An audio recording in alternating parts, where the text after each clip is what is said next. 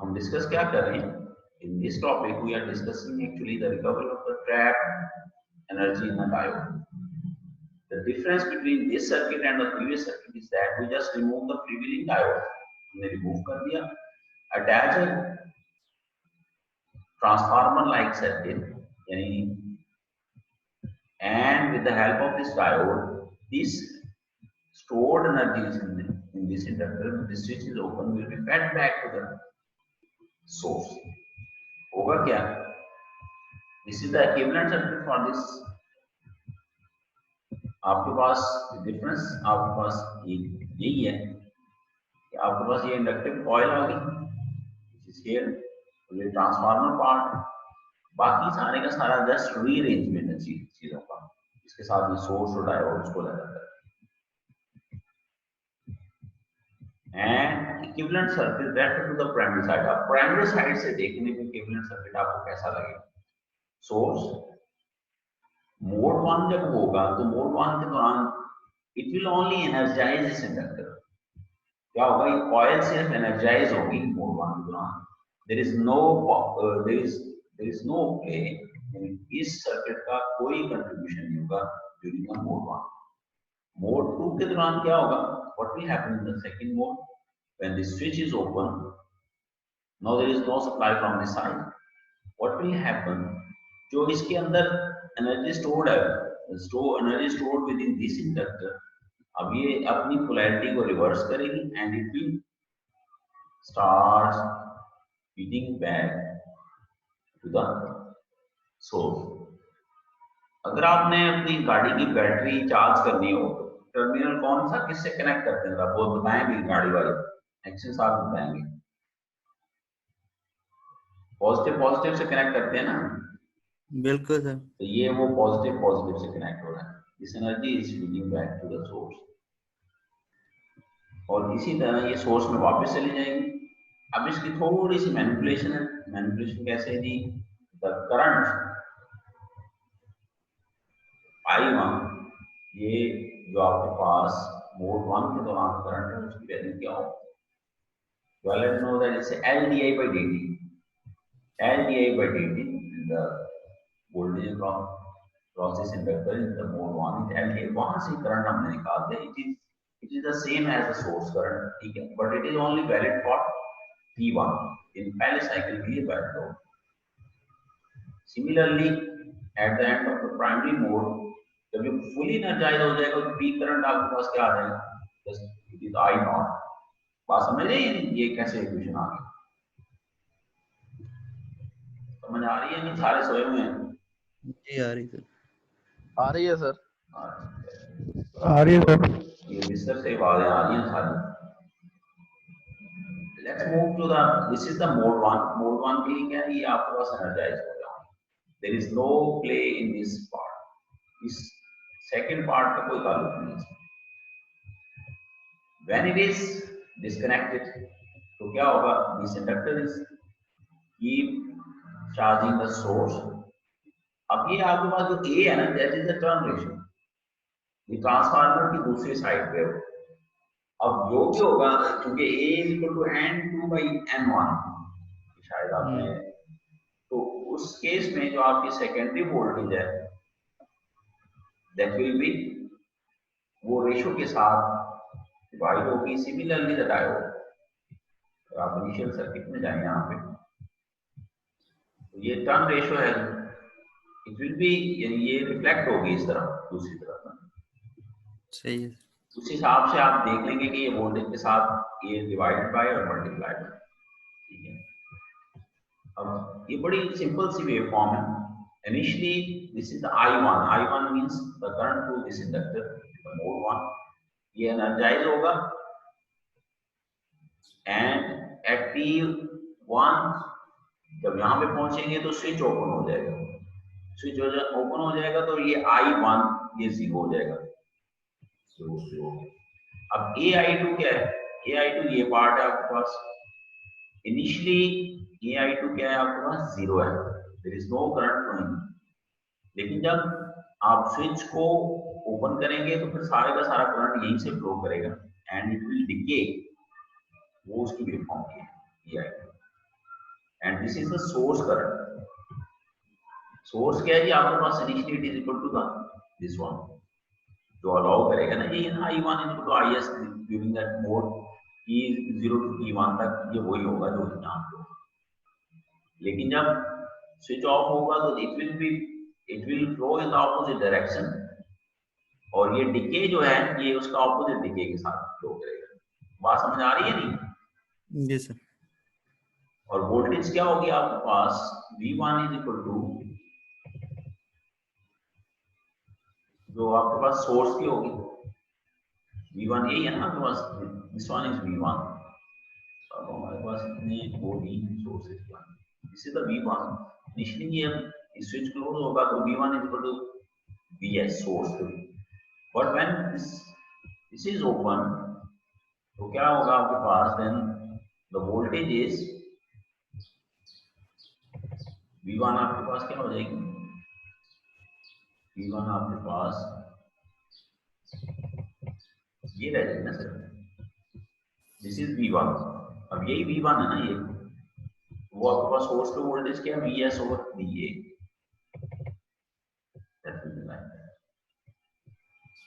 ठीक है।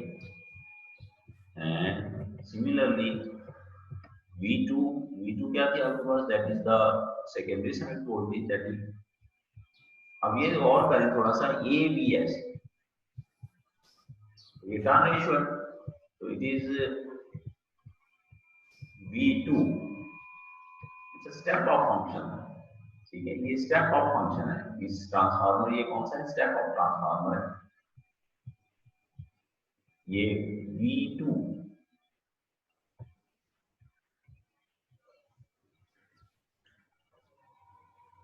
कहां पे जी V2,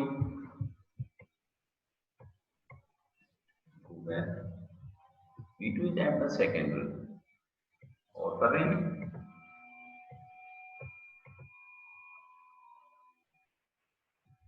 and it will be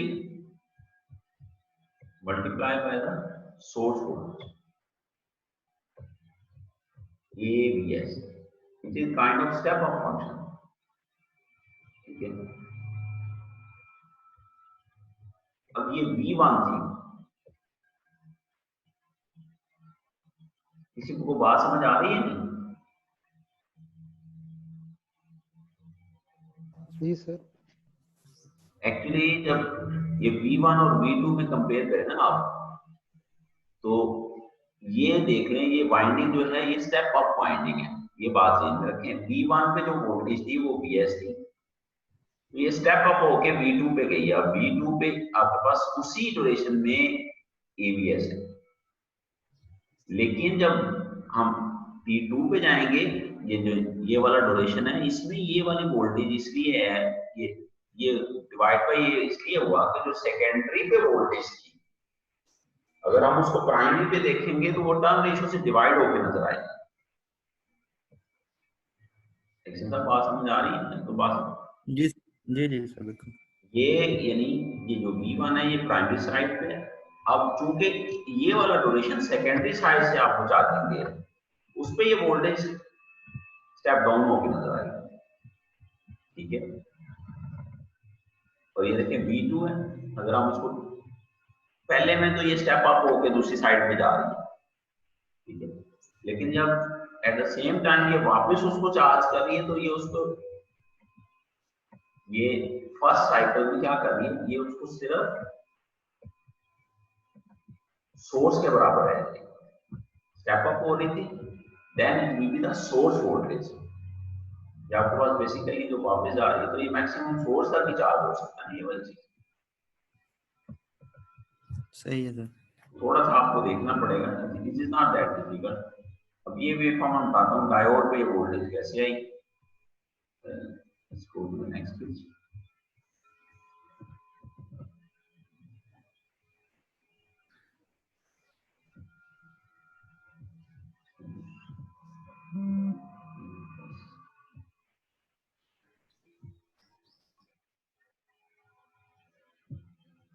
ये देखिए मोड 1 के दौरान when switch is on, switch is closed, diode is reverse bias and current through the diode is 0। तो जब हम किरचॉफ वोल्टेज लॉ लगाएंगे तो जो सोर्स वोल्टेज है it is equal to VD minus VS divide by A। बताता हूँ कैसे।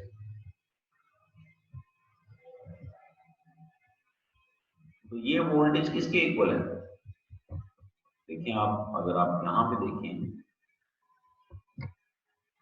ये जो सोर्स वोल्टेज है पैरेलल में ना चीज connected, when switch is closed, switch close है आपके पास, तो ये सोर्स वोल्टेज किसके इक्वल है? ये चूंकि सेकेंडरी साइड पे गया है तो डिवाइड बाई ये होगा VS। ये देखें, इसकी पोलैरिटी को ऐड करें, VD, ये अपोजिट पोलैरिटी माइनस VS हो रही है। यही बात उसने ऊपर कही है, VS VD minus VS divide by ये। तो इसको उसने रीअरेंज करके डायोड के क्रॉस वोल्टेज निकाल लिया, दैट इज VS1 प्लस। इसी को उसने आगे इसमें शो किया पीवी फॉर्म। इनिशियली डायोड के वोल्टेज क्या है मोड 1 के दौरान, मोड 2 के दौरान क्या है? मोड 2 के दौरान क्योंकि वो कंडक्ट कर रहा है, ये चीज आपको शो करती है it is a step up VS, AVS जो दूसरी तरफ आपके पास स्टेप अप होकर जा रहा है। अब मोड 1 की जो साइंस है वो आपने यहां से समझ ली।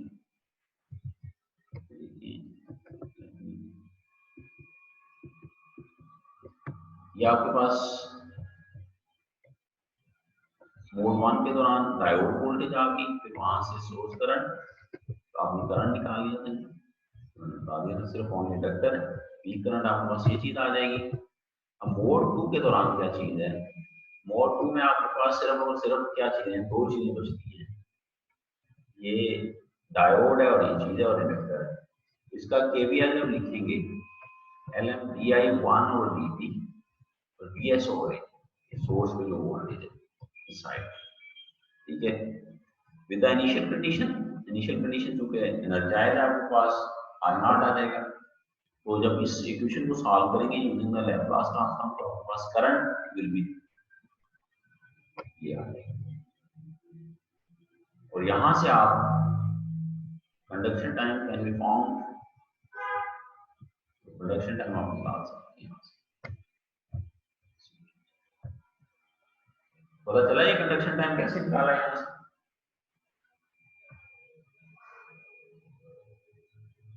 इसको जीरो कर देंगे ना सिर्फ यही, I1 T2, यहाँ पे आपके पास ये T2 आ जाएगा ना, VS T2 आ जाएगा, नेगेटिव ऑलरेडी इसके साथ है, ये चीज जीरो हो जाएगी, तो इसको रीअरेंज करेंगे तो T2 इक्वल टू ये है I नॉट ओवर VS, ये T1। बात समझ आ रही है नहीं? ये इतने फैक्टर को उसने T1 दे दिया, ये से आता बात पल्ले पड़ी है नहीं? सोए हुए सारे सर जी। ये बिल्कुल सिंपल इक्वेशन है, अंडरग्रेड में आप लोग ये चीजें कर चुके हैं। Now next step is finding the recovery energy in an inductor. ये अब यही प्रॉब्लम आगे उसने यानी न्यूमेरिकल एक बना दिए। टर्न रेशियो आपके पास गिवन है, ये कौन सा ट्रांसफार्मर है? एक मिनट में पूछता हूँ अभी, let me ask someone. Abdullah Mujahid होगा जी सर। ये कौन सा ट्रांसफार्मर है? स्टेप अप है सर। स्टेप अप है, जी। अच्छा। वकील रहमान साहब पहचान है ट्रांसफार्मर कौन सा है?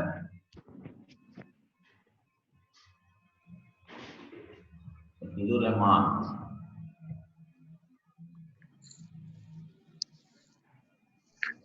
अच्छा जी। रऊफ साहब है हमारे पास? रऊफ साहब जी सर। कौन सा ट्रांसफार्मर है अभी? सर ये step up transformer. Step up transformer है, अच्छा। मुसर्रत भी है? जी सर। मुसर्रत हुसैन, जी सर। उमर शाहजेब साहब जी सर। अच्छा जी स्टेप अप पर सर ट्रांसफर सेकेंडरी इसकी टर्न्स 10 है और प्राइमरी प्राइमरी सॉरी 10 है इसकी और सेकेंडरी जो है 100 है इसकी number of turns. Step up हो गया। ठीक है। अच्छा जी, रिहान साहब भी आए हुए हैं हमारे पास। जी सर। ठीक है, समझ आ रही है? जी सर। आगे मूव करते हैं जी। ये आपको स्क्रीन तो क्लियर नजर आ रही है ना? जी सर आ रही है। जी जी। अब इसमें हमने मालूम क्या करना है, what we have to determine the reverse voltage of the diode VT निकालना है। उसके लिए हमारे पास equation already A is the turn ratio of source voltage given that is 220, तो यहाँ से आप निकाल सकते हैं voltage of the diode। Next, ये सारी की सारी चीजें हमने डिराइव की हुई already. Calculate the peak value of the primary current, इसके लिए भी हमने ये निकाल चुके हैं। Peak value of the primary current, peak value of the secondary current. अच्छा, ये अब peak value of the step up है तो सेकेंडरी करंट क्या होगा? एक सर लो होगा। लो होगा। अच्छा जी, क्यों लो होगा उसामा से बताएंगे आप? उसामा अशरफ।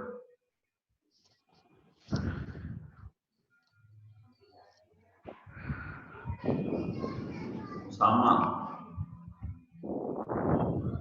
उसामा नहीं, जी सर। ये बताएंगे ये peak value of the secondary current है, ये कैसे कैलकुलेट किया उसने? स्टेप अप ट्रांसफार्मर है। देखें, peak value of the secondary I not dash निकालना उसने, आई नॉट बाई ए कर दिया। इसकी कोई बात समझ में आ रही है?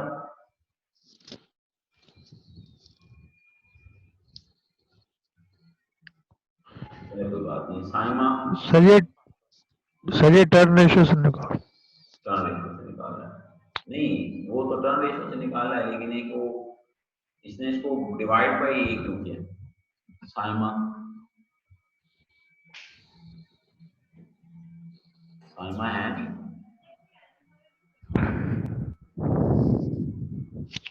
बीवी रोटियां लगाने की इकरा।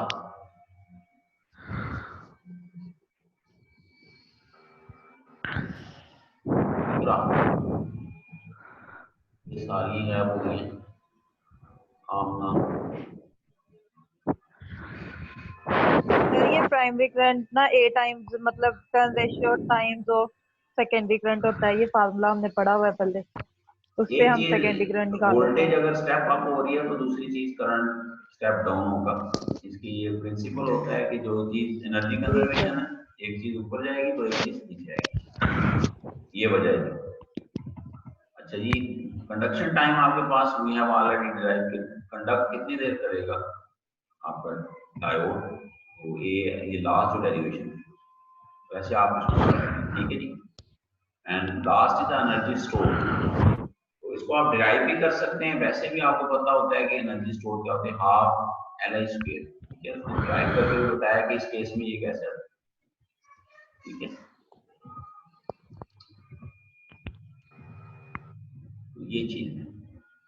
नेक्स्ट जो है, this is all about this chapter. ये हमारे पास चैप्टर जो है वो कंप्लीट हो गया। इसके बाद थर्ड चैप्टर है, that is all, this is very basic. हम थोड़ा सा इसको स्टार्ट करेंगे ताकि नेक्स्ट टाइम हम एक्सीलेट कर सकें। ये तो हमारे पास रेक्टिफायर्स है, already note the purpose of the rectifier, it converts the AC alternative to the DC. ठीक है। ये थोड़ा सा इंट्रोडक्शन है जिसमें वो चीजें बताई गई हैं कि यूनिडायरेक्शनल सिग्नल में कन्वर्ट करता है। फिर उसके परफॉर्मेंस पैरामीटर्स डिस्कस किए हैं।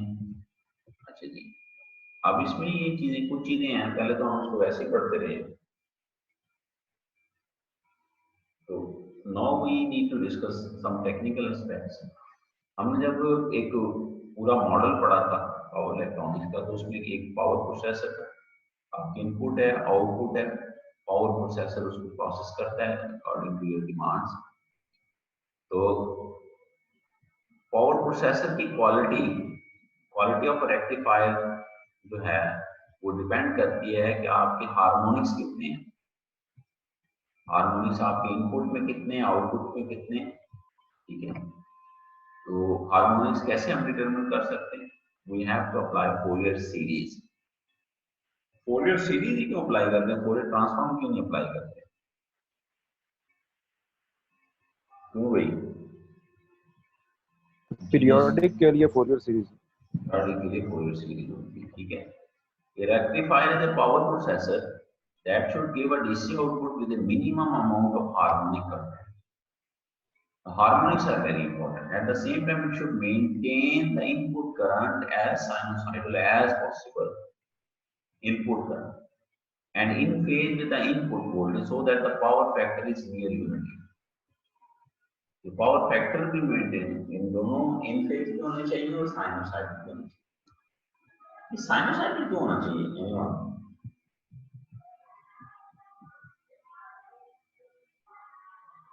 साइनोसाइडल क्यों होनी चाहिए जी इनको?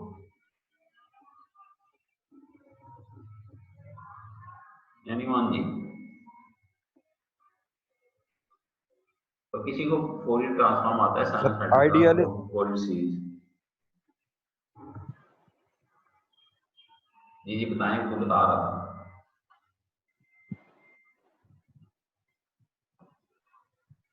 बोले जी एक्शन साहब, ਤੁਸੀਂ सारा दिन साइनोसाइडल ਨਾਲ डील कर रहे हो।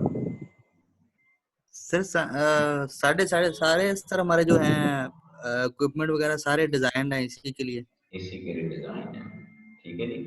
दूसरा, जब इसका हम फोरियर सीरीज लेते हैं तो वो दो पल्सेस आती हैं अपोजिट विद द ओरिजिन, शायद आपको याद हो, ऑड फंक्शन होता है। अगर कोई और फंक्शन लें तो उसका जो फोरियर सीरीज लेंगे तो वो खास से उसमें क्या होते हैं, हार्मोनिक्स कंटेंट होते हैं, ठीक है। तो the performance of rectifier are normally evaluated in terms of the following parameters: average value of the output voltage, output current, ठीक है। ये आपके इवैल्यूएशन पैरामीटर्स हैं कि कितना अच्छा रेक्टिफायर है। Output voltage, output current, output power, that is the multiplication of the, ठीक है। And root mean square output voltage, root mean square output current, तो output AC power, DC power और AC power, ठीक है। Next ये थोड़े फार्मूले, efficiency कैसे कैलकुलेट कर सकते हैं किसी भी रेक्टिफायर की, that is the ratio of the DC power to the AC power. ये जो है efficiency is not a power efficiency. क्या मतलब है इसका? ये सिर्फ ये चीज है आपके पास कि आपकी अगर एसी पावर ज्यादा होगी तो इसका मतलब बड़ा बेकार किस्म का ये आपका रेक्टिफायर है, ठीक है। ये सिर्फ आपको वेव फॉर्म की क्वालिटी दे रही है ये वाली एफिशिएंसी, ठीक है। अच्छा, नेक्स्ट हम इसको जल्दी से वाइंड अप करते हैं। अब उसमें ये जो चीजें हैं आपके पास, the output can be considered compose of two component. जब भी आपको रेक्टिफायर लगाते हैं तो दो तरह के आउटपुट्स आ सकती हैं। एक तो वो डीसी जो कन्वर्ट कर रहे हैं और उसके साथ कुछ रिपल्स भी आ सकते हैं। तो जो इफेक्टिव एसी कंपोनेंट है उसको कैसे calculate, RMS square minus DC square under root, ये आप कर चुके हैं अपने माजी बैद या करीब में, you have already done this. और एक फॉर्म फैक्टर है which is the shape of the output voltage, कि आपकी शेप जो है उसकी, उसको फॉर्म फैक्टर कहते हैं, RMS divided by DC. The ripple factor is defined by AC divided by DC, कि आपके आउटपुट में रिपल कंटेंट कितना है, ठीक है। और रिपल फैक्टर को replace, relationship between the form factor and the ripple factor is given by this one. और ट्रांसफार्मर यूटिलाइजेशन फैक्टर, ये एक्चुअली एज नेम सजेस्ट, ये आपको इतना बताता है कि आपका transformer, the given transformer, how much it is going to be utilised. इसमें देखें ये फार्मूला क्या है, P power DC power divide by secondary RMS current और वोल्टेज। तो फर्स्ट ऑफ ऑल, और similarly the input power can be by equating input power with the output power. Power factor वो आपके पास क्या होता है?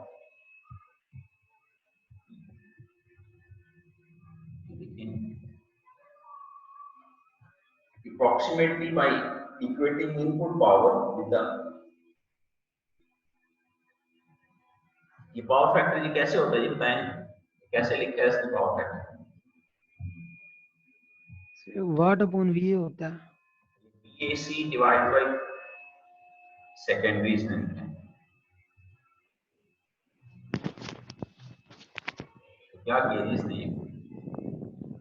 Input power over output power. Kind of watt upon V होता है, रियल अपॉन अपेरेंट पावर। हाँ वही, ये उसने वही चीज लिखी है, ठीक है। Crust factor, which is a measure of peak input current as compared to the its RMS value, ठीक है। क्रस्ट और ट्रफ देखा ना आपने, वेव फॉर्म ऊपर जा रही है तो क्रस्ट, नीचे आ रही है तो ट्रफ, उसको बोलते हैं। Is often addressed to specify the intense peak and current ratings of the devices. तो क्रस्ट फैक्टर को डिफाइन करते हैं, ठीक है। Peak input current as compared to its RMS value. तो ये थे सारे परफॉर्मेंस पैरामीटर्स। अब इसमें